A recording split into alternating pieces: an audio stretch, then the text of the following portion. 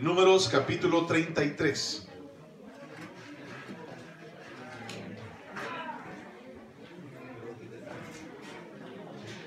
Números capítulo 33.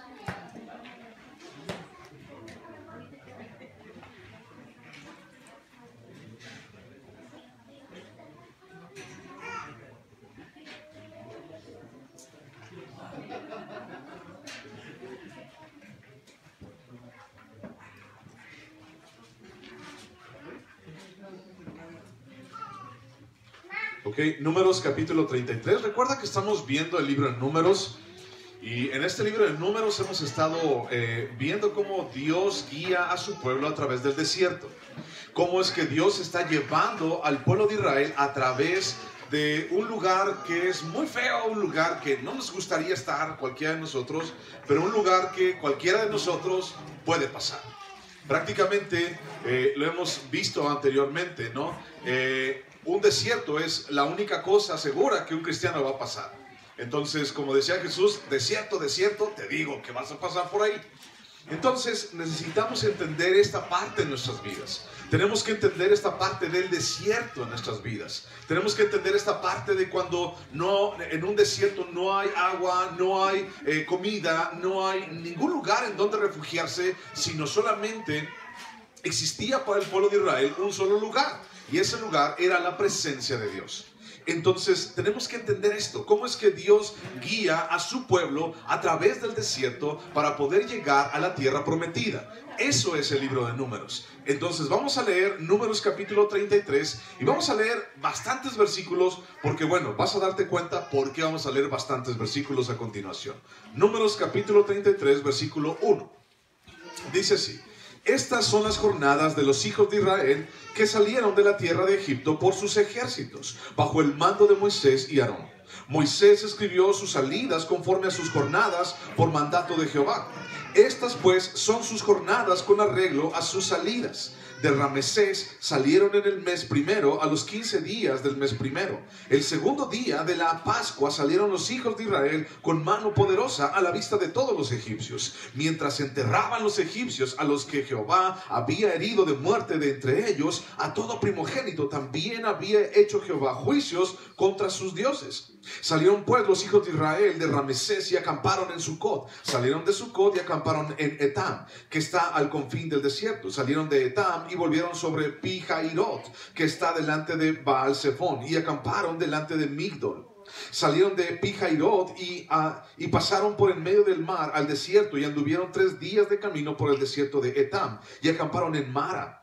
Salieron de Mara y vinieron a Elim, donde había 12 fuentes de aguas y 70 palmeras, y acamparon allí. Salieron de Elim y acamparon junto al Mar Rojo. Salieron del Mar Rojo y acamparon en el desierto de Sin. Salieron del desierto de Sin y acamparon en Dofca. Salieron de Dofca y acamparon en Aluz. Salieron de Aluz y acamparon en Refidim, donde el pueblo no tuvo aguas para beber. Salieron de Refidim y acamparon en el desierto de Sinaí. Salieron del desierto de Sinaí y acamparon en Kibrot Hataaba.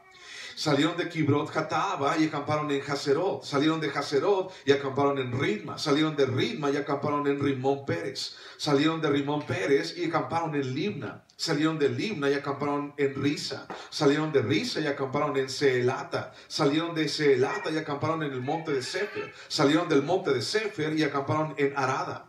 Salieron de Arada y acamparon en Maselot. Salieron de Maselot y acamparon en Taat. Salieron de Taat y acamparon en Tara. Salieron de Tara y acamparon en Midca. Salieron de Midca y acamparon en Asmona. Salieron de Asmona y acamparon en Moserot. Salieron de Moserot y acamparon en Bene Jaacán. Salieron de Bene Jaacán y acamparon en el monte de Gidad. Salieron del monte de Gidad y acamparon en Jotbata. Salieron de Jotbata y acamparon en Abrona. Salieron de Abrona y acamparon en Heber. Salieron de Esión-Heber y acamparon en el desierto de Sin, que es Cades. Y salieron de Cades y acamparon en el monte de Or, en la extremidad del país de Edom. Y subió el sacerdote Aarón al monte de Or conforme al dicho de Jehová, y allí murió a los 40 años de la salida de los hijos de Israel de la tierra de Egipto, en el mes quinto, en el primero del mes. Era Aarón de edad de 123 años cuando murió en el monte de Hor. Y el cananeo, rey de Arad, que habitaba en el Negev, en la tierra de Canaán, oyó que habían venido los hijos de Israel y salieron del monte de Hor y acamparon en Salmona. Salieron de Salmona y acamparon en Punón. Salieron de Punón y acamparon en Obot. Salieron de Obot y acamparon en Ije Abarim, en la frontera de Moab. Salieron de Ije Abarim y acamparon en Dibon-Gad. Salieron de Dibon-Gad y acamparon en Almón Diblataim. Salieron de Almón Diblataim y acamparon en los montes de Abarim delante de Nebo. Salieron de los montes de Abarim y acamparon en los campos de Moab junto al Jordán frente a Jericó. Finalmente acamparon junto al Jordán desde Bet-Jesimot hasta Abel-Sittim en los campos de Moab. ¿No? Son muchos nombres, ¿no? Vamos a orar. Padre Santísimo, te damos gracias por este día y te damos gracias, Dios, por tu palabra. Sabemos, Señor, y entendemos, Padre, que en ella podemos encontrar vida, esperanza, guía y también salvación. Pero también podemos encontrar en tu palabra, Señor, confrontación. Y es allí, Señor Jesús, donde te pedimos que hables en nuestras vidas. Es allí, Dios, donde radica, Padre, nuestra esperanza. No, Señor, en que todas las cosas van a estar bien, sino más bien en que tú estás en medio de todas las cosas, Dios.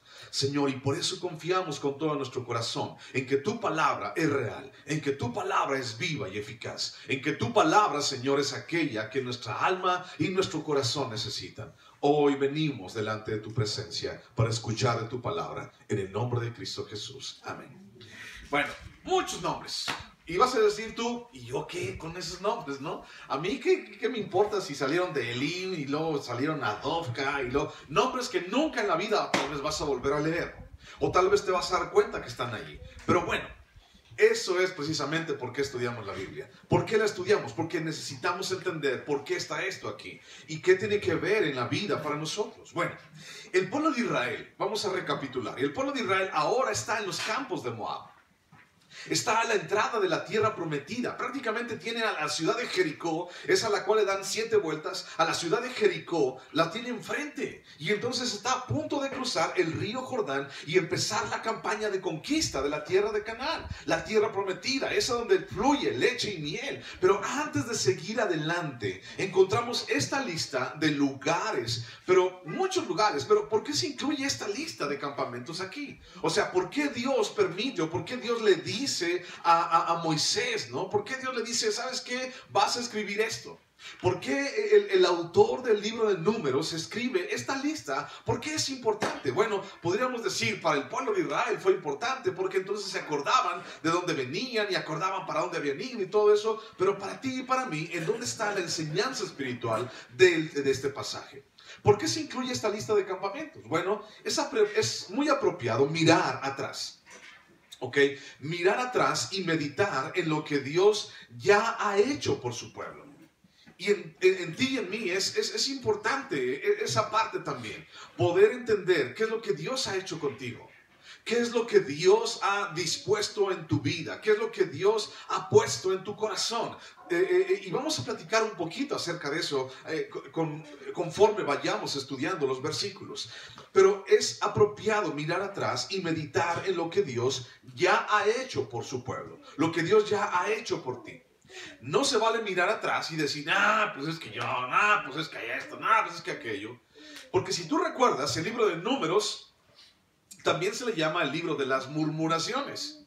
Y entonces vemos una y otra vez al pueblo de Israel, a María, la hermana de Aarón y de Moisés, quejándose, al pueblo quejándose, a unos diciendo, ¿por qué no traes para acá? Nos hubiéramos muerto en Egipto, nos hubiéramos quedado en Egipto. Y entonces mucha gente murmurando en contra de Moisés y en contra de Dios por haberlo sacado de la tierra de Egipto. ¿Por qué me sacaste de allá? ¿Para qué me sacaste? Mira que ahora estoy... Y entonces la gente se está quejando, ¿no?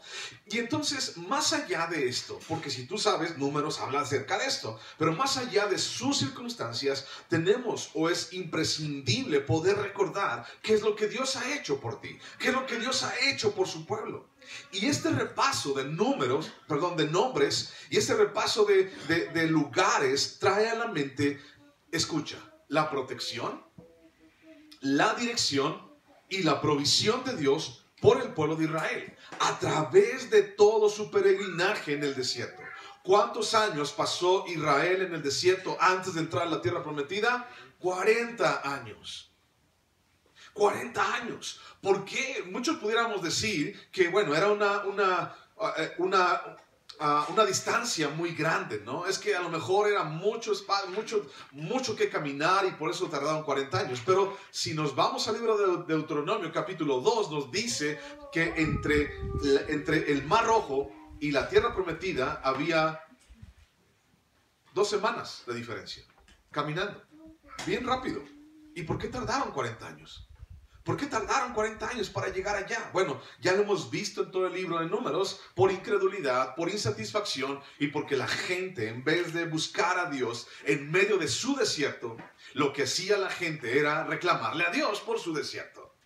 Y entonces, en todo su peregrinaje, esta gente pudo entender algo muy especial. Y vemos ahora a la segunda generación de los que salieron del pueblo de Egipto con respecto al pueblo de Israel.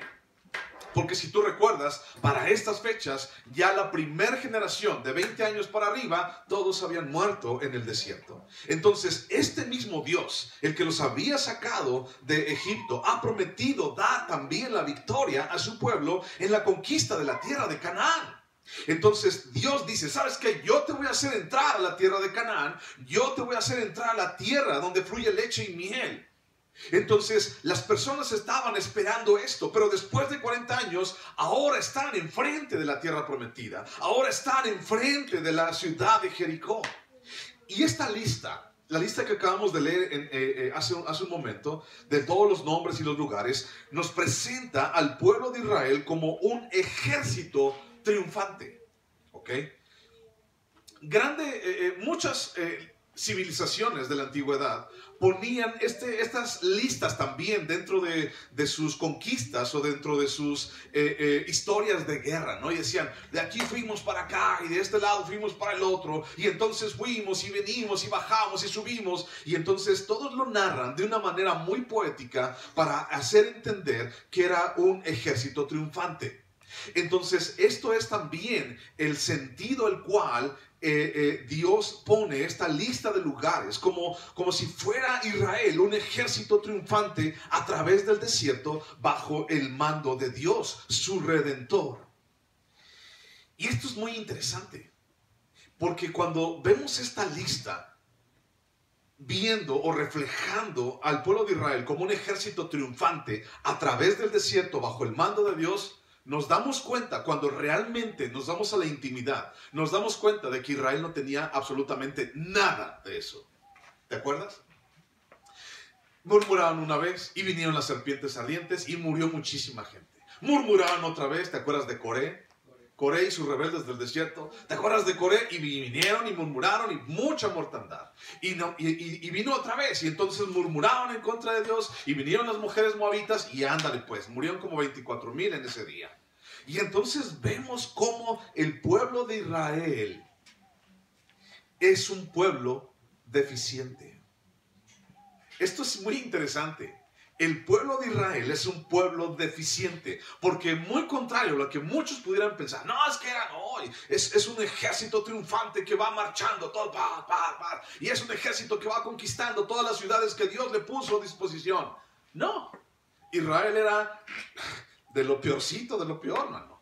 Que me perdone el pueblo de Israel y todos los que andaban allá, pero realmente eso es lo que estaba pasando en su corazón, quejándose de Dios, arrepintiéndose de haber salido y escuchando la voz de Dios, arrepintiéndose de por qué estaban en el desierto, diciendo, ojalá nos hubiéramos muerto allá con los ajos y las cebollas, diciendo eso en contra de Dios, siendo que Dios era lo que ellos necesitaban en su vida y en medio del desierto.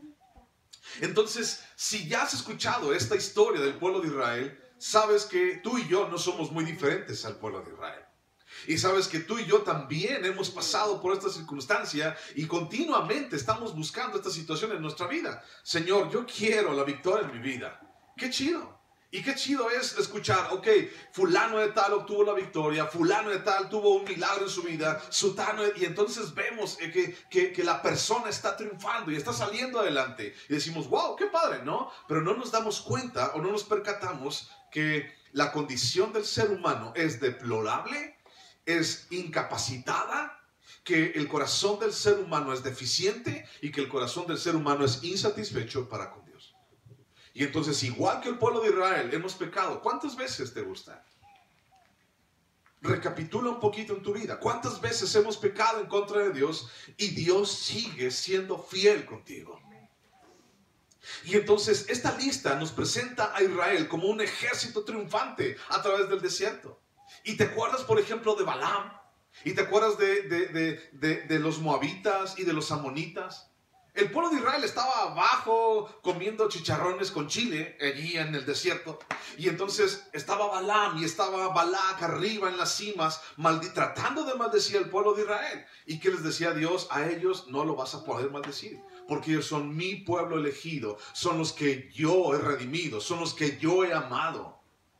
Y mientras el pueblo de Israel estaba acá regocijándose en sus incapacidades, y mientras Balaam estaba tratando de maldecirlos desde las 7 o de las puntas de los montes, vemos como Dios ve al pueblo de Israel como un ejército triunfante.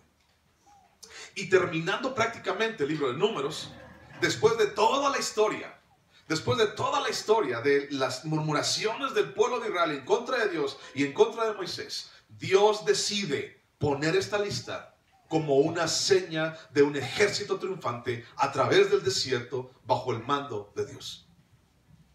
Prácticamente esta lista es como Dios estaba viendo al pueblo de Israel. ¿Cuántas veces tú te has visto al espejo? Realmente, piénsalo. ¿Cuántas veces te has visto al espejo y tú mismo has dicho de ti, no valgo ni un peso, carnal? Por 1000 cosas. No valgo nada.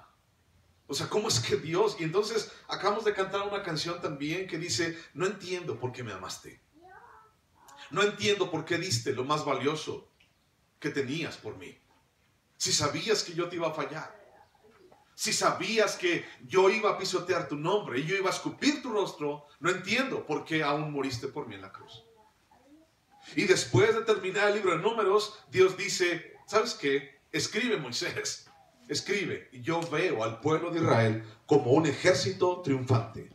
Fueron de un lado hacia el otro, y un lado hacia el otro, y un lado hacia el otro, y acamparon, y caminaron, y fueron, y subieron, y derrotaron. Porque Dios siempre te va a ver con otros ojos. Porque Dios siempre va a ver algo diferente en ti. Más allá de lo que tú ves, o más allá de lo que tú piensas que eres, Dios siempre va a ver algo totalmente diferente en ti. Algo que ni siquiera te imaginas. ¿Y sabes quién también ve eso? O sea, Dios lo está viendo, pero hay alguien también que lo ve. Y ese se llama Satanás. Y Dios te ve de una manera específica. Y Satanás también te ve de una manera específica. Y dice, este está grueso, entonces voy contra él con todas las fuerzas. Y destruye tu vida. O trata de destruir tu vida. Y los únicos que no nos damos cuenta de cómo nos ve Dios somos nosotros. Y seguimos menospreciándonos, y seguimos insultándonos, y seguimos inclusive reclamándole a Dios por qué esto, por qué aquello, o por qué esto sí, o por qué esto no. O de repente te pasa un día algo y te dices, ¿por qué a mí? Y seguimos en esa plataforma de incredulidad. Pero Dios siempre te va a ver de una manera diferente. Entonces es el pueblo a través del desierto, guiado por la mano de Dios, como un ejército triunfante, de la mano de su Redentor, de la mano de su sustento, de la mano de su comandante en jefe, de la mano de su anhelo, su guía, su protector a través del desierto. Y esta reflexión sobre el pasado nos da una esperanza y una confianza para poder enfrentar los nuevos desafíos que están por delante en nuestras vidas. El pueblo de Israel iba a conquistar la tierra prometida y necesitaba fuerza, necesitaba ánimo para poder entrar a la tierra prometida, porque se iban a enfrentar en contra de gigantes, porque iban a enfrentarse en contra de unos pueblos que eran sumamente bárbaros, unos pueblos que eran sumamente diestros para la guerra. Y nos damos cuenta a través de todo el libro de Números que si algo no tenía el pueblo de Israel, por de donde los habían sacado, era que el pueblo de Israel no era bueno para la guerra. Dios era su fortaleza. Dios era el que peleaba las batallas por ellos. ¿A qué se dedicaban ellos? Hacían ladrillos en Egipto. Eran pastores. Y entonces, ¿qué tenían ellos de guerreros? Nada. Sin embargo, Dios puso en su corazón el poder ir a pelear y ganar la tierra prometida, Canaán. Entonces, a través del desierto, a través de esto, vemos cómo Dios sustenta, cómo Dios ayuda, cómo Dios guía y cómo Dios va venciendo las adversidades. Es una analogía muy interesante, porque nos damos cuenta que el desierto va a estar allí siempre. Que el desierto va a continuar uno y otro día, uno y otro mes, uno y otro año tal vez. Y nos damos cuenta, ¿cuánto ha durado tu desierto? ¿Ya lleva 40 años? No creo que lleve 40 años. Y nos damos cuenta que ya me cansé de estar peleando en contra del desierto. Y ya me cansé de estar peleando en contra de, Señor, ¿por qué no haces esto? ¿O por qué no haces aquello en mi desierto? Y ¿sabes qué, Dios? Mejor me voy a rendir y haz lo que se te pegue la regalada gana a ti, Señor, en mí, Padre. Porque yo sé que tú tienes lo mejor para mí, Jeremías 29:11. Porque yo sé los pensamientos que tengo acerca de vosotros, pensamientos de paz y de bien, para daros el fin que esperáis. Dios tiene lo mejor para ti, pero nosotros seguimos de necios. Busca por favor Jeremías capítulo 6, versículo 16. Jeremías 6, 16.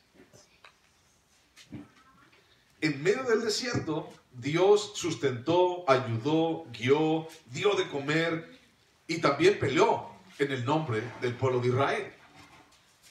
Y eso es algo que también tenemos que darnos cuenta en nuestros desiertos. Cómo es que Dios hace las cosas en medio de nuestras circunstancias. Jeremías 6:16 dice: así dijo Jehová, paraos en los caminos y mirad, y preguntad por las sendas antiguas, cuál sea el buen camino, y andad por él, y hallaréis descanso para vuestra alma. Mas dijeron, ¿qué dijeron el pueblo de Israel? No andaremos. La necedad en el ser humano es tan grande que aunque necesite, que aunque requiera ayuda, nunca lo va a reconocer. Es sumamente importante que dentro de nuestros desiertos entendamos, comprendamos y reconozcamos que necesitamos la ayuda de Dios. Necesitas la ayuda de Dios.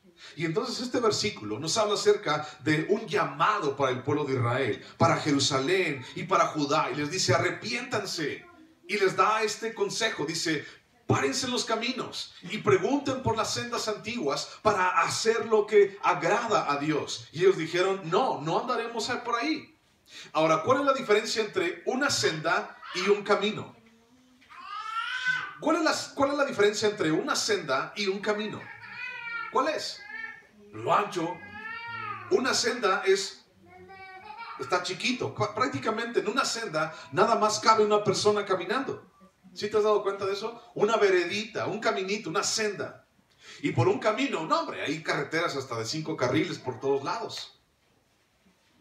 Y entonces un camino es diferente a una senda porque un camino es mucho más fácil de caminar. Y una senda es a veces escabrosa. Es dificultosa en muchas ocasiones. A veces la gente no quiere pasar por una senda porque una senda, híjole, es que los tacones se me van a romper y es que las rodillas me duelen y mejor por donde está todo parejito, por donde la tengo toda bien fácil, mejor me voy caminando por ahí. ¿Para qué me voy por la senda? Pero aquí nos hace referencia acerca de, dice, pregunta por las sendas antiguas, refiriéndose a la palabra de Dios y a la voluntad de Dios, a la ley de Dios sobre la vida de las personas. Ancho y espacioso es el camino que nos lleva ¿a dónde? A la perdición y a la muerte. Pero angosto es el camino que nos lleva a su presencia y a la salvación. ¿Quién quiere caminar por esa vereda? ¿Quién quiere caminar realmente por esa senda? Muy pocos. Realmente muy pocos quieren caminar por ahí. Todos la queremos bien fácil. Todos la queremos así, prácticamente masticado y en la boca. Todos queremos que pase eso en nuestra vida, pero nadie está dispuesto a caminar por las sendas antiguas en su vida. Y entonces regresamos a la idea del desierto. Y entonces en el desierto Dios decía lo único, y decía, ¿sabes qué? Yo quiero que confíes en mí, yo estoy contigo, yo te voy a sustentar. Y la gente decía, mejor sácame de este desierto. Si tú realmente eres poderoso, sácame de aquí. ¿Qué no ves que me estoy muriendo en este desierto? Y Dios diciendo, sí, yo sé, yo te mandé para allá. Yo sé por qué estás allí. Para saber si habías o no de cumplir mis mandamientos y para saber qué había en tu corazón. Y nos damos cuenta que en nuestro corazón hay pura incertidumbre, incredulidad e insatisfacción. Salmos, capítulo 77. Salmo 77, versículo 10. Salmo 77, 10.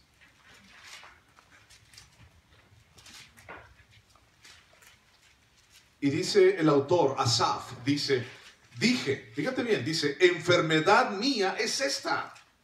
Traeré pues a la memoria los años de la diestra del Altísimo. Pausa, no le cierres. Dice, enfermedad mía es esta. ¿Qué está pasando en la vida de Asaf? ¿Qué está pasando al poder plasmar esta canción, este salmo aquí en la Biblia? ¿Qué está pasando por enfrente de sus ojos? ¿Qué es lo que Asaf está viviendo en este momento? Dificultad. Y dice, enfermedad mía es esta. ¿Qué es lo que está pasando en su vida? Un desierto. ¿Tú quieres estar enfermo? ¿A qué no? Si una gripilla ya te saca de onda, ¿no? Imagínate estar sumamente enfermo o hasta enfermo de muerte. Y entonces piensa en esto, estoy enfermo de muerte.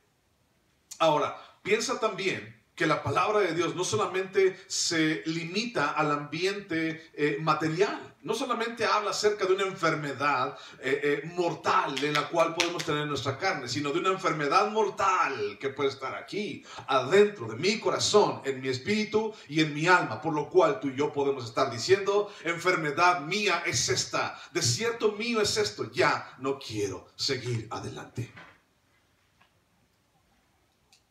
Seguimos leyendo. Y dice el versículo 10, traeré pues a la memoria los años de la diestra del Altísimo. Me acordaré de las obras de Yah. Yah es una forma abreviada de decir Jehová.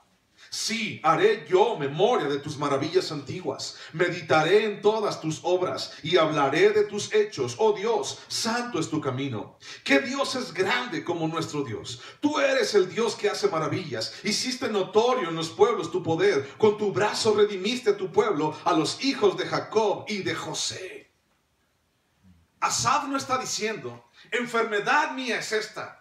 Señor, ¿hasta cuándo me vas a quitar esta enfermedad gacha que tengo en mi vida? Señor, ¿hasta cuándo te vas a dignar poder venir a mi vida y poder quitarme lo que tanto daño me está haciendo? ¿Hasta cuándo? Asaf no está diciendo esto.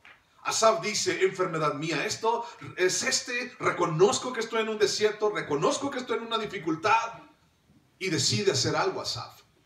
Me acordaré de todas tus maravillas. Voy a recordar todo lo que has hecho, todo lo que hiciste, cómo redimiste, cómo me ayudaste a Israel, a Jacob y a los hijos de José. Me voy a acordar de todas las maravillas que fueron hechas por tu diestra, oh Señor. ¿Qué Dios es más grande que tú? ¿Qué Dios como tú, Señor? Recordar, dicen por ahí, es volver a vivir. Recordar es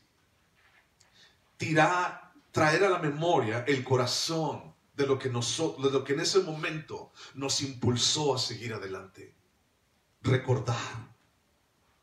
La Biblia está llena de esto, mi hermano. La Biblia está llena de hombres y de mujeres los cuales confiaron de esta manera en Dios. Las obras que nuestro Dios ha hecho a través de la historia y en su pueblo, su poder plasmado en historias de hombres y de mujeres como tú y como yo, que a pesar de todo sus incapacidades y a pesar de todo lo que estaban viviendo y sus desiertos, confiaron en Dios, decidieron confiar en el Rey, en el Todopoderoso, y Él siempre respondió y les mostró su gran amor y su misericordia. Toda la Biblia está llena de gente imperfecta, excepto uno que se llamó Jesús. Toda la Biblia está llena de hombres que la regaron. Toda la Biblia está llena de mujeres las cuales no confiaron en Dios. Toda la Biblia está llena de personas así, de personas incapaces, de personas no gratas, de personas que mejor se hubieran quedado en su casa. Está llena de personas que tal vez no deberían de estar allí. Pero ¿sabes algo? La Biblia no habla de superhéroes, ni de Batman, ni de Superman, ni de la Mujer Maravilla. Habla de gente como tú y como yo. Bien deficientes. Bien brutos. Tontos para hacer lo que Dios quiere hacer en nuestra vida. No quiero que te ofendas, no te estoy ofendiendo. Pero es la condición del ser humano. Cuando Dios nos dice, yo quiero que hagas esto, ahí vamos. No, mejor lo otro. Cuando Dios nos dice, yo quiero que decías esto en tu vida, no, mejor me hubiera sido haber quedado en Egipto con los ajos y con las cebollas. Y somos tontos. Y entonces, recordando lo que decía Jeremías, pregunta por las sendas antiguas, pregunta por la palabra de Dios, pregunta por el consejo del Todopoderoso. ¿Y qué dijo el pueblo de Israel? ¿Te acuerdas? No andaremos por ahí. No quiero.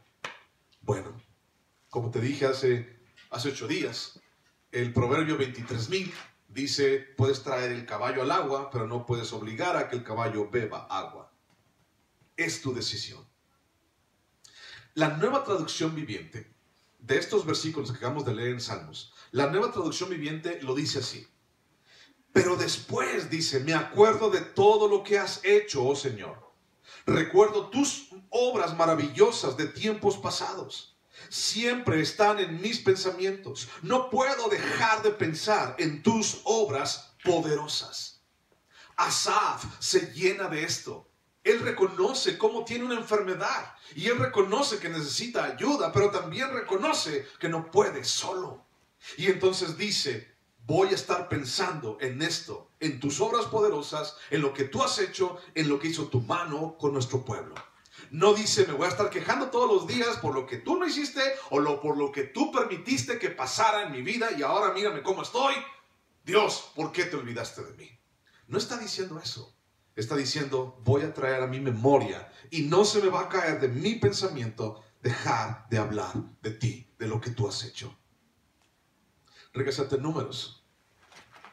Versículo 1 al versículo 4, te lo voy a leer, dice, estas son las jornadas de los hijos de Israel que salieron de la tierra de Egipto por sus ejércitos, bajo el mando de Moisés y de Aarón. Moisés escribió sus salidas conforme a sus jornadas por mandato de Jehová. Estas pues son sus jornadas con arreglo a sus salidas. De Ramesés salieron en el mes primero, a los 15 días del mes primero. El segundo día de la Pascua salieron los hijos de Israel con mano poderosa a la vista de todos los egipcios, mientras enterraban los egipcios a los que Jehová había herido de muerte de entre ellos, a todo primogénito también había hecho Jehová juicios contra sus dioses.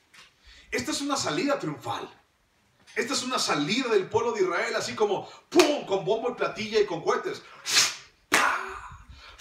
¡Pah! Mira, salió el pueblo de Israel, todo triunfante y todo victorioso de Egipto, mientras los egipcios estaban enterrando a sus muertos. A ojos de todos los egipcios, el pueblo de Israel, por sus ejércitos, bajo el mando de Moisés y Aarón, salieron de Egipto. Esa es una canción de triunfo. Y si tú recuerdas, ¿cuál era la condición del pueblo de Israel en Egipto? Eran esclavos. Y esa esclavitud, tristemente, iba a acompañar al pueblo de Israel durante mucho tiempo. Salieron de Ramesés, dice el texto. El segundo día de la Pascua salieron con mano poderosa a la vista de todos los egipcios. No salieron como unos ladrones. No salieron como alguien que estaban persiguiendo. No salieron como alguien que hizo algo malo. Salieron triunfantes, con la frente en alto. Salieron a vista de todos los egipcios mientras enterraban a sus muertos. Si te das cuenta de esta frase, salieron a vista de todos los egipcios mientras ellos enterraban a sus muertos. Qué frase tan triunfal. Qué frase tan pegadora, tan llegadora y tan matona, ¿no? Qué frase tan interesante. Sabiendo que el pueblo de Israel venía con toda la espalda herida de los latigazos que los egipcios les habían dado. Tratando de entender lo que estaba pasando. El ángel vino en la noche y se llevó a todos los primogénitos. Y entonces no entendían y solamente escucharon en la mitad de la noche gritos y lloro de todas las personas. Y entonces no sabían qué estaba pasando. Y Moisés dijo, vámonos, vámonos. Y aún sin saber qué estaba pasando, el pueblo sale victorioso de Egipto. Piensa en esto. Dios nos ha dado la habilidad de considerar nuestra vida, de considerar tu vida, de pensar en tu vida. Y entonces piensa, ¿qué hizo Dios contigo? ¿Qué es lo que Dios ha hecho en tu vida? Y otra pregunta, ¿por qué Dios hizo eso en tu vida? Sabiendo quién eres y sabiendo quiénes somos, ¿por qué lo hizo? Otra pregunta, ¿qué es lo que Dios busca de mí? ¿Por qué tanta insistencia en mi vida? ¿Qué es lo que Dios busca en mí? Otra pregunta, ¿en dónde quiere Dios que yo esté? ¿A dónde quiere Dios que yo vaya? Son preguntas muy buenas. Y son preguntas que tienen que ver con esto, con la dirección de Dios a través del desierto. Lo primero de todo esto es recordar, nuestra redención. Recordar nuestra redención. El pueblo de Israel no debía olvidar su redención, que salieron de la tierra de Egipto por mano de Dios. En el versículo 3 menciona la Pascua, a través de la cual ellos fueron libertados, señalando esta Pascua. ¿A quién señalaban? Al Cordero de Dios, el cual a ti y a mí también nos ha libertado mediante su sangre. En el libro de Éxodo, vete un poquito al libro de Éxodo, capítulo 12.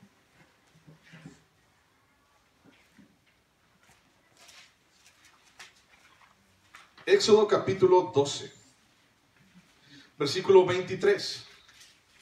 Dice, porque Jehová pasará hiriendo a los egipcios, y cuando vea la sangre en el dintel y en los dos postes, pasará Jehová aquella puerta, y no dejará entrar al heridor en vuestras casas para herir.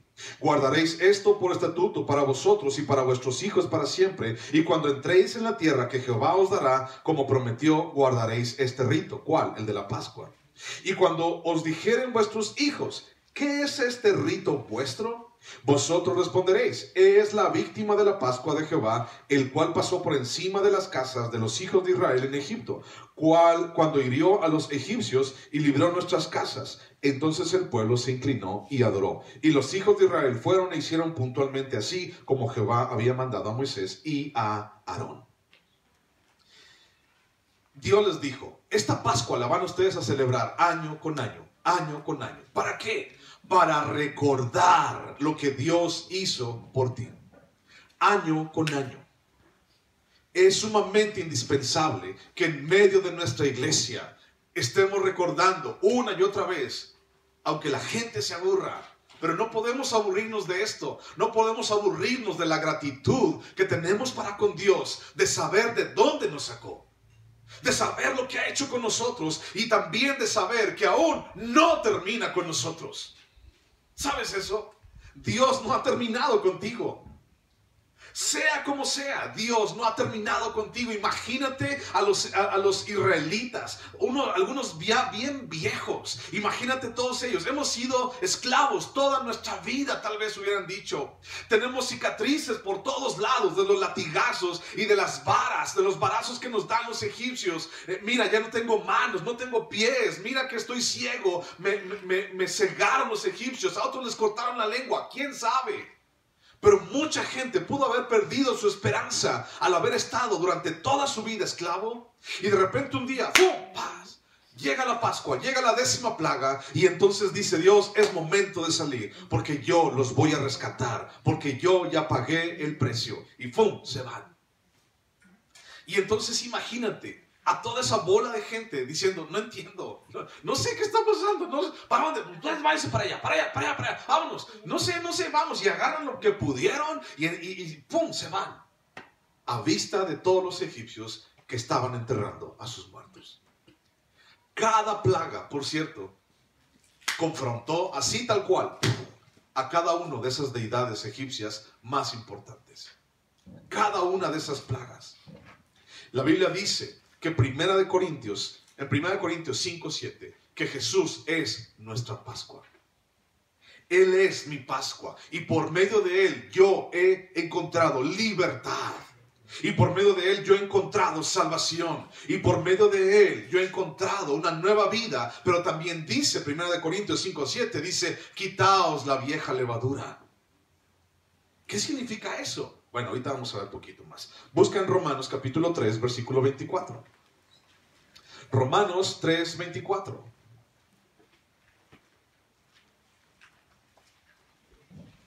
Romanos 3, 24. Dice, siendo justificados gratuitamente por su gracia, mediante la redención que es en Cristo Jesús, a quien Dios puso como propiciación por medio de la fe en su sangre, para manifestar su justicia a causa de haber pasado por alto en su paciencia los pecados pasados. Tenemos tú y yo redención a través de la sangre de Cristo. Tenemos tú y yo redención, vida, perdón, ayuda, misericordia y gracia a través de Cristo y lo que hizo por nosotros a través de su sangre. ¿Qué es lo que hicieron en el día de la Pascua los israelitas? Pusieron la sangre del cordero en las puertas y en los dinteles de sus casas. Ese mismo versículo 3 de Números 33 dice que salieron a la vista de todos los egipcios. El faraón puede perseguir al pueblo de Israel. Y eso fue lo que pasó. ¿Te acuerdas de la historia?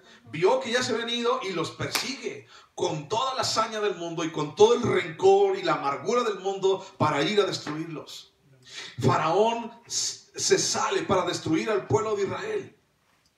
Y también Faraón es un tipo de Satanás. Y Satanás también sale a destruir al creyente. Pero escucha esto. Siempre va a haber un mar rojo para cada faraón.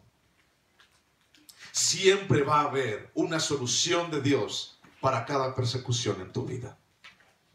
Siempre va a haber un mar rojo para el faraón y todo su ejército. El asunto es que tú estés obedeciendo la voz de Dios en tu vida. Así, el mundo de Satanás, aunque quieran hacerte daño, bueno, tú vas a estar confiando en Él, en Dios.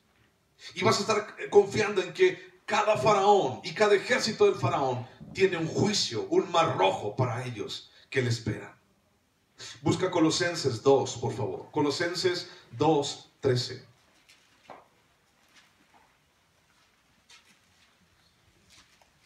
Colosenses 2, 13. Dice, y a vosotros, estando muertos en pecados y en la incircuncisión de vuestra carne, os dio vida juntamente con Él, perdonándoos todos los pecados. Pausa. Dice la palabra, cuando tú estabas todo bonito, todo gordito y sin pecado en tu vida, Jesús murió por ti. ¿Sí dice eso, Colosenses? No, dice a vosotros, estando muertos en pecados y en la incircuncisión de vuestra carne. ¿A qué huele un muerto? ¿A qué huele la carne muerta? A muerte, huele feo, huele horrible. Y así Dios murió por ti. Y así, tal cual, apestando, Dios nos dio vida juntamente con Él, perdonándoos todos los pecados. Versículo 14, anulando el acta de los decretos que había contra nosotros, que nos era contraria, quitándola de en medio y clavándola en la cruz. Y despojando a los principados y a las potestades, los exhibió públicamente, triunfando sobre ellos en la cruz. Ahí está, ¡pum!, su mar rojo para el faraón. Nadie lo vio, ese mar rojo. Pero la sangre de Jesús derramada desde la cruz era ese mar rojo de bendición y de perdón que estaba venciendo al mismo Satanás por una eternidad, para que tú y yo pudiéramos tener vida eterna, libertad y una vida nueva. Ese mar rojo, el cual salía de todas las heridas de Cristo, limpió tu vida, limpió tu corazón y perdonó tus pecados. ¿No es eso grandioso? ¿No es eso maravilloso? Regrésate a Números 33. No te lo voy a leer todo otra vez, porque es mucho, pero ya lo leímos. Pero del versículo 5 al versículo 49 nos habla acerca de cada lugar en donde ellos posaron, cada lugar en donde ellos estaban habitando, ¿no? Y fueron de un lado a otro, y entonces acamparon en el otro lado, y ahí nos damos, ¿no? Números 33, del versículo 5 al versículo 49, nos habla acerca de todos estos lugares. No los voy a volver a leer, no los voy a repetir nuevamente, ya los leímos. Entonces, esto nos sirve para una cosa, para recordar nuestra peregrinación. ¿Sí sabías eso, no? Tú y yo somos peregrinos en esta vida. ¿Qué significa eso? Que tú y yo estamos caminando en este mundo y no somos de este mundo hasta que lleguemos al lugar que Dios tiene para nosotros. Entonces recordamos nuestra peregrinación. Existen 42 lugares en toda esta lista, 42 lugares donde acamparon los hebreos. Algunos de estos lugares todavía siguen sin poder ser identificados todavía, o sea, no saben en dónde están. Pero son 42 lugares en donde el pueblo de Israel acampó. Y esto nos recuerda nuestro andar, es decir, a dónde vamos y lo que hacemos, tú y yo como cristianos. Porque ninguno de esos lugares tiene nada que ver conmigo, pero sí tiene que ver de dónde venimos, cómo vamos y a dónde vamos a llegar. Para muchos israelitas, para mucha gente del pueblo de Israel, esta lista solamente significaría, bueno, acampamos un día, caminamos otro día, acampamos ese día. Y volvimos a caminar y volvimos a acampar. Para muchos israelitas, esto solamente puede significar eso. Acampé, caminé, acampé, caminé, acampé y caminé. Porque la mayor parte del tiempo andaban el pueblo de Israel sin propósito alguno en todo el libro de Números. No sabían cuál era el propósito. Dios se estaba mostrando a ellos y les dio la ley y les dio todo el sistema de sacrificios de levíticos para poder acercarse a Dios y para poder hacer de Dios su deleite y su reposo. Y ellos todavía estaban así como regresando a Egipto y diciendo, si nosotros no hubiéramos salido de Egipto, y bla, bla, bla, bla, bla. Y perdieron su propósito. Buscan Números capítulo 12. Números capítulo 12, versículo 15, Números 12, 15. Esta es una de tantas murmuraciones. Y dice, así María fue echada del campamento 7 días y el pueblo no pasó adelante hasta que se reunió María con ellos. Después el pueblo partió de Aserot y acamparon en el desierto de Parán. ¿Qué fue lo que pasó con María? Murmuró en contra de Moisés y en contra de Dios. ¿Y qué le pasó? Se contagió de lepra. Y entonces tuvieron que esperar los 7 días porque no sabían el propósito. No había entendido la hermana de Moisés. No había entendido el propósito que Dios tenía para ella, para él y para el pueblo. Ahí mismo Números capítulo 20. Números capítulo 20 versículo 12. Dice, y Jehová dijo a Moisés y a Aarón, por cuanto no creísteis en mí para santificarme delante de los hijos de Israel, por tanto no meteréis esta congregación en la tierra que les he dado. Estas son las aguas de la rencilla por las cuales contendieron los hijos de Israel con Jehová y él se santificó en ellos. ¿Qué fue lo que pasó con Aarón y con Moisés? Dijo, no creyeron y entonces no van a entrar en la tierra prometida. Entonces, para muchos esto solamente significó acampar, caminar, acampar y caminar. Pero para otros debió de haber significado, como Moisés, ok, Dios tiene un propósito. Aún en medio de este desierto, Dios va a hacer algo. Porque Dios es Dios. O sea, Él no es como yo, chafa, naco. Él no es como yo. Él es el Todopoderoso. El Shaddai, el que todo lo puede, Elohim. Él es el que puede hacer todo y nada hay imposible para Él. Entonces no importa en este desierto, no importa que estoy aquí, no importa que me estoy muriendo. Yo sé que Dios tiene un propósito en medio de todo esto. En Números 21:4 dice: después partieron del monte de Or, camino del Mar Rojo, para rodear la tierra de Edom, y se desanimó el pueblo por el camino.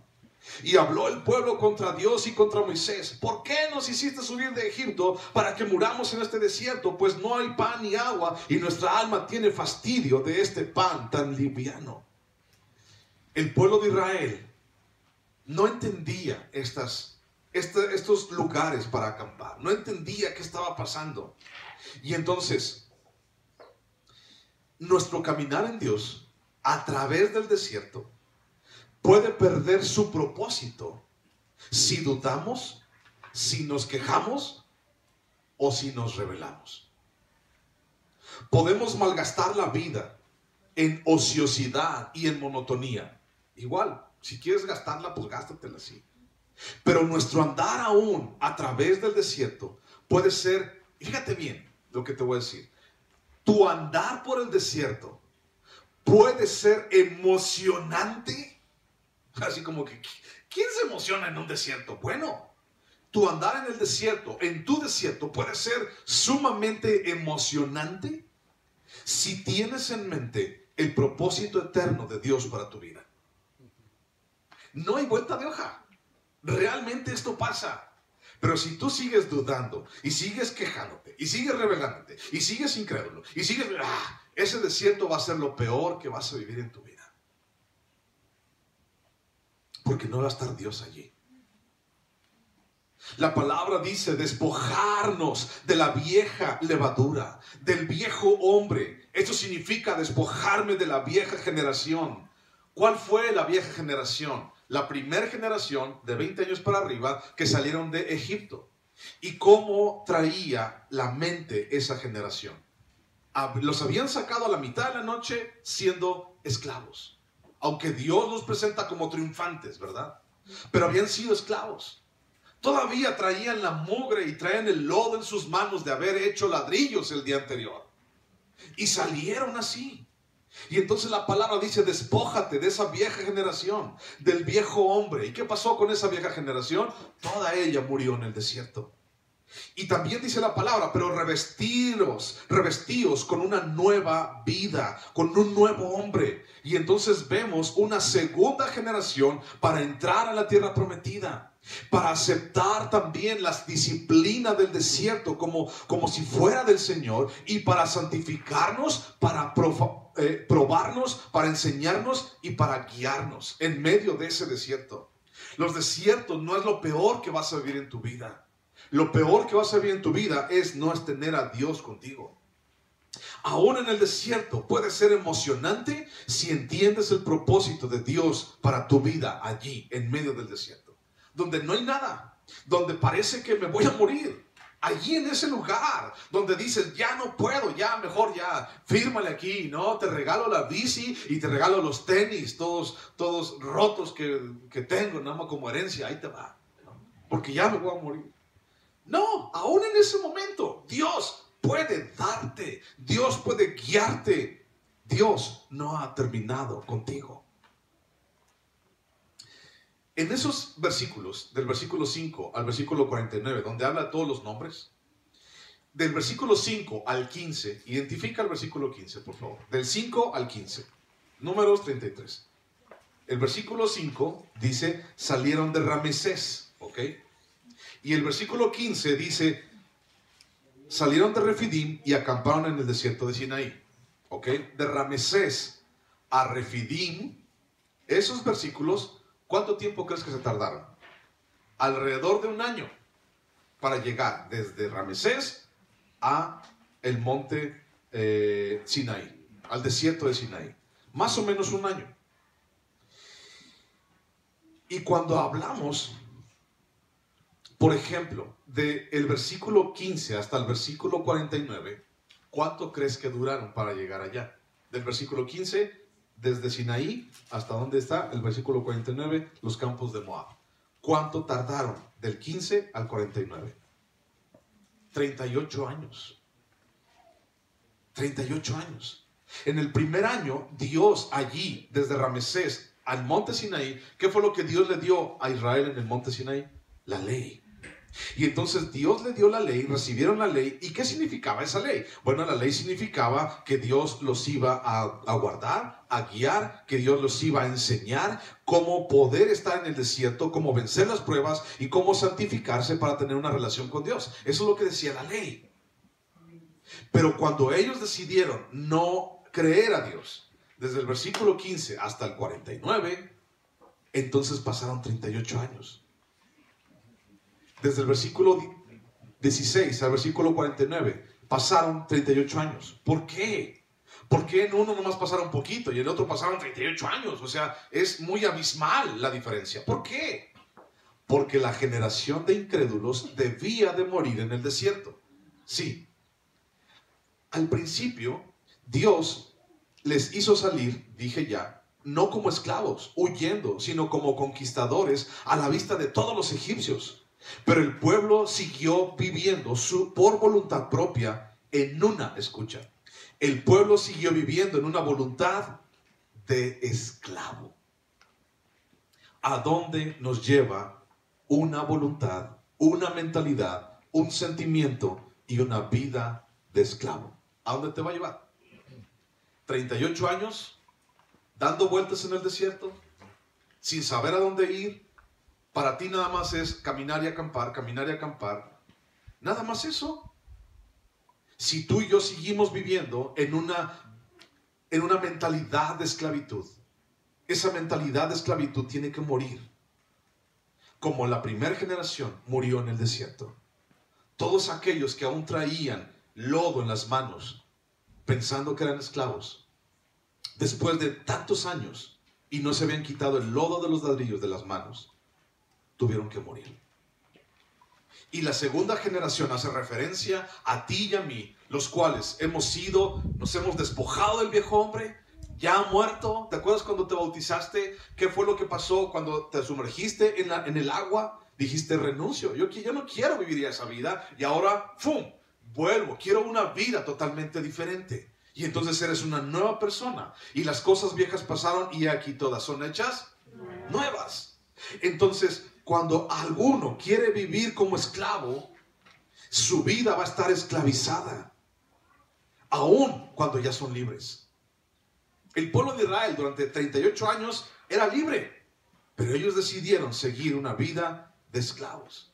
Y no solamente en el desierto, sino también cuando fuimos a Jeremías. ¿Te acuerdas? Pregunta por las sendas antiguas, por la ley de Dios, pregunta lo que Dios tiene para ti. Sí. ¿Y qué dijeron ellos? No quiero seguir por ahí, no quiero andar por allí. Mi hermano, tú ya eres libre.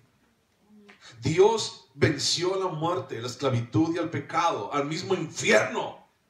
Dios lo venció para que tú hoy seas libre. Quítate ese corazón y esa mente de esclavo. No sé cuánto te va a costar, pero tienes que quitarla de encima, porque Dios no te ve como un esclavo, te ve como alguien triunfante, aún a pesar de todas tus deficiencias.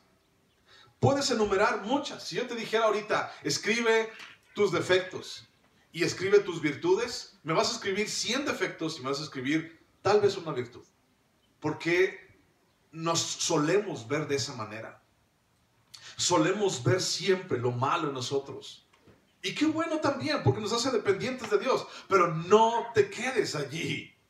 El asunto es, necesitamos a Dios en nuestra vida, aún en el desierto. Y como decía Asaf, reconozco mi enfermedad, pero ahora voy a recordar lo que Dios ha hecho.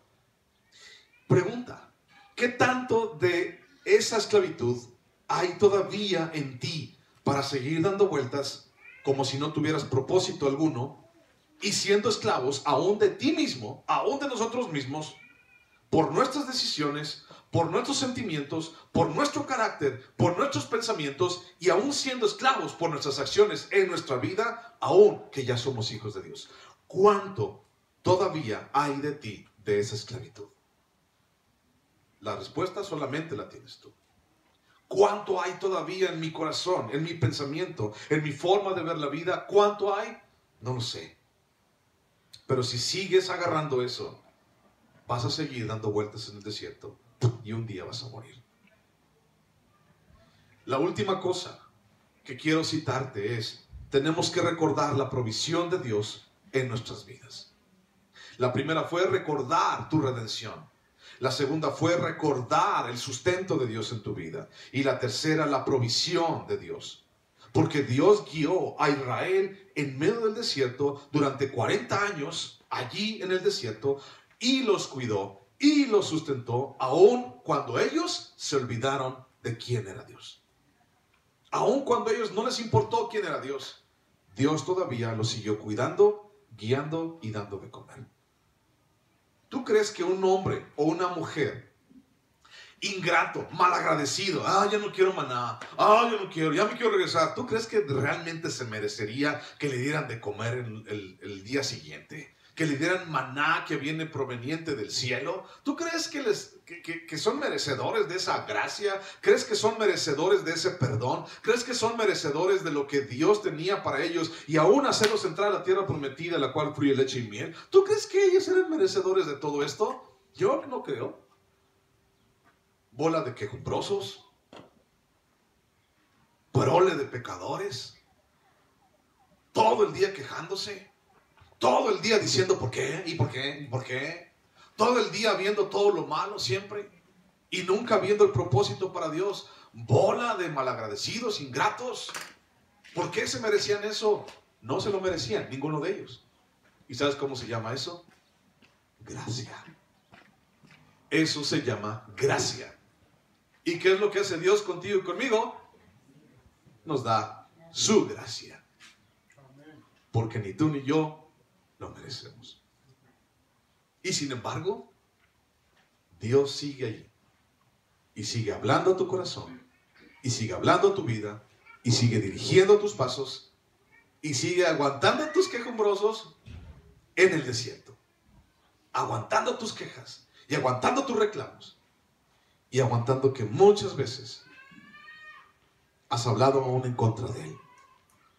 Y que muchas veces has pensado, Dios, ¿realmente existes? Porque mira, mi desierto es tan grande. ¿Realmente existes? ¿O solamente estoy viviendo en una vida de mentira al vivir creyendo en ti durante toda mi vida? No es una mentira. Créelo. No es una mentira, es más real que tus manos enfrente de ti. Últimos versículos. Deuteronomio capítulo 2, versículo 7. Deuteronomio capítulo 2, versículo 7. Dice, pues Jehová tu Dios te ha bendecido en toda obra de tus manos. Él sabe que andas por este gran desierto. Estos 40 años, Jehová tu Dios ha estado contigo y nada te ha faltado. Paz. Dice, Dios sabe que estás pasando por eso. ¿A poco tú crees que somos ajenos a Él? No, no lo eres. Y Dios sabe que estás pasando por ahí. Ahora vete a Deuteronomio 8. Capítulo 8, versículo 2. Deuteronomio 8:2 dice, y te acordarás de todo el camino por donde te ha traído Jehová tu Dios estos 40 años en el desierto, para afligirte, para probarte, para saber lo que había en tu corazón, si habías de guardar o no sus mandamientos. Y el desierto te afligió, dice ahí, y las circunstancias te afligieron, dice ahí, y el vecino te hizo mala cara, dice ahí, ¿eso dice ahí? No, dice, y Dios te afligió y te hizo tener hambre y te sustentó al mismo tiempo con maná, comida que no conocías tú ni tus padres la habían conocido, para hacerte saber que no solamente de pan vivirá el hombre, mas de todo lo que sale de la boca de Jehová vivirá el hombre. Tu vestido nunca se envejeció sobre ti, ni el pie se te ha hinchado en estos 40 años. Reconoce a sí mismo en tu corazón que como castiga el hombre a su hijo, así Jehová tu Dios te castiga. Guardarás pues los mandamientos de Jehová tu Dios, andando en sus caminos y temiéndole, porque Jehová tu Dios te introduce en la buena tierra tierra de arroyos, de aguas, de fuentes y de manantiales que brotan en vegas y montes, tierra de trigo, de cebada, de vides, higueras y granados, tierra de olivos, de aceite y de miel, tierra en la cual no comerás el pan con escasez, ni te faltará nada en ella, tierra cuyas piedras son hierro y de cuyos montes sacarás cobre, y comerás y te saciarás y bendecirás a Jehová tu Dios por la buena tierra que te habrá dado. Aún con todas las imperfecciones, aún con nuestra mente de esclavo que muchas veces todavía no estamos cargando, Dios dice: yo te sustento, yo te cuido, sí, yo te aflijo, sí, yo te voy a apretar las tuercas poquito, mijo, sí, yo te voy a pasar una lija para que te raspe, para que te duela, te voy a confrontar, porque quiero saber qué hay en tu corazón, si vas a guardar o no mis mandamientos, y yo soy el que lo voy a hacer. Fíjate bien aquí, esto es muy interesante. No está mandando al chamuco a que nos acargue y venga y nos traiga calamidades en nuestra vida. No está mandando a los demonios. No, dice Dios: yo te voy a afligir. El día, escucha esto, el día que Satanás venga a afligir tu vida, te va a destruir. El día que Dios venga y aflija tu vida, va a hacer que tu corazón y tu espíritu crezcan, porque ese es el único propósito de Dios. Por eso los desiertos están allí. Y ahora, ¿qué vas a hacer? Su gracia está aquí, su mano extendida hacia ti, su corazón abierto, derramando un mar de sangre para poder ahogar al faraón y a su ejército. Y solamente está en que tú digas: Señor, aquí estoy. Ponte en pie, vamos a orar.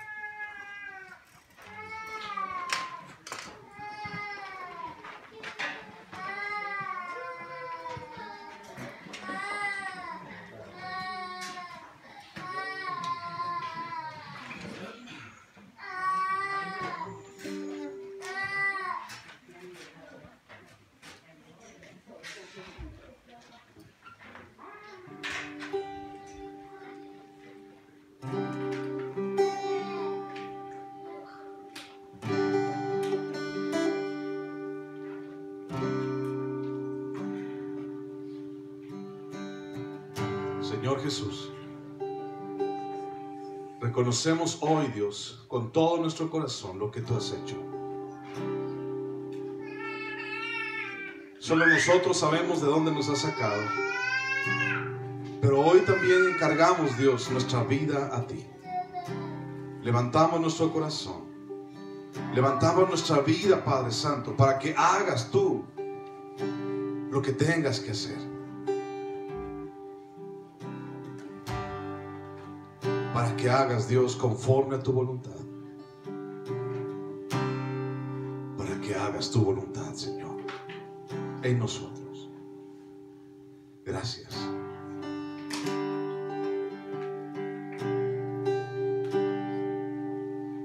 Sublime gracia del Señor, que a un infeliz salvo y ciego más, hoy veo yo perdido y él me halló.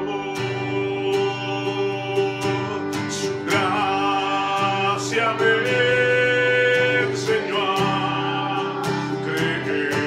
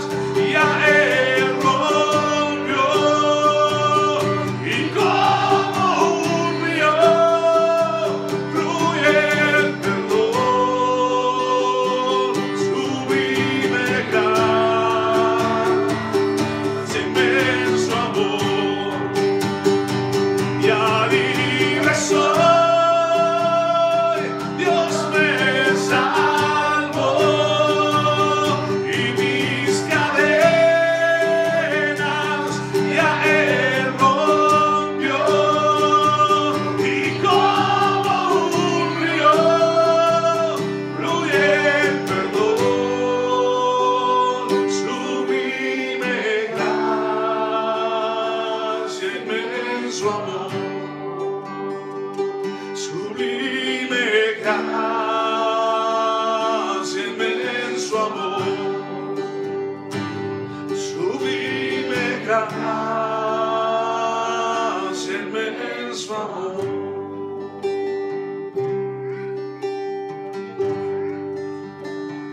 Tu gracia, Señor, es aquella que nos tiene en pie. Tu gracia, Señor, es aquella por la cual hoy, Padre, podemos seguir adelante. Ayúdanos, Padre, a seguir creyendo en ti. No importa la enfermedad, no importa el desierto. Tú, Señor, eres lo más importante. No importa, Señor, lo que venga. A ti, en ti confiamos. Señor, a ti sea nuestra alabanza. De eternidad a eternidad. Te alabamos y te adoramos en el nombre de Cristo Jesús. Amén, Señor. Bendito seas en el nombre de Cristo, Padre. Amén, Señor. Gracias por tu preciosa iglesia, Señor. Bendícelos, cuídalos ahora que salen a casa. Llévalos con bien, Dios. Susténtalos en la semana y que sea tu nombre exaltado. En el nombre de Cristo Jesús.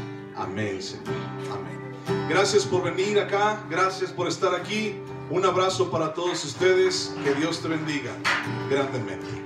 Adiós. Gracias. Si alguien necesita